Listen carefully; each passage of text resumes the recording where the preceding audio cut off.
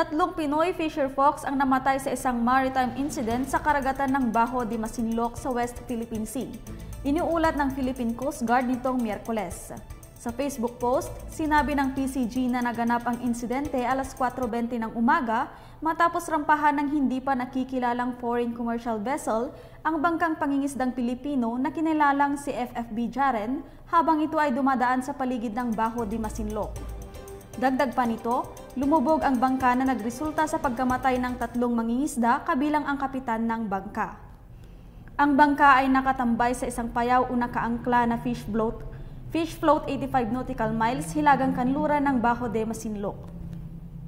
Sa ulat din ng PCG, 11 crew ang nakaligtas at ginamit ang kanilang service boats para lisanin ang paligid ng karagatan at ihatid ang mga namatay na biktima sa Barangay Cato sa Infanta, Pangasinan. Dumating sa lugar ang mga nakaligtas alas 10 ng umaga ng Martes at inireport ang insidente sa pinakamalapit na Coast Guard substation para sa kinakailangang tulong. Mula sa bulwagang pambalitaan ng LUTV, ito si Heidi Sapdaan ang inyong tagapagbalita.